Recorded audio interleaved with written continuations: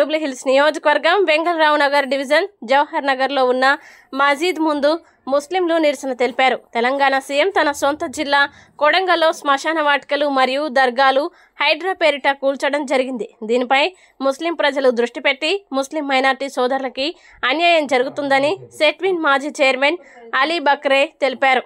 ప్రజలకి మోసం చేస్తున్న తెలంగాణ సీఎం రేవంత్ రెడ్డి జూబ్లీహిల్స్లో ఉప ఎన్నికలు నడుస్తున్న సందర్భంగా ప్రజలు కాంగ్రెస్ పార్టీకి ఓటు వేయకూడదని బీఆర్ఎస్ పార్టీకి ఓటు వేయాలని కోరారు. పాల్గొన్న వాళ్ళు జూబ్లీహిల్స్ మాజీ MLA Vishnuvardhan Reddy, Vengalrao Nagar corporator Dedeepya Rao, Telangana state మహిళా వైస్ ప్రెసిడెంట్ గుంటి మంజులారాణి, సోయల్ ఖాన్, బీఆర్ఎస్ నాయకులు కార్యకర్తలు పాల్గొన్నారు.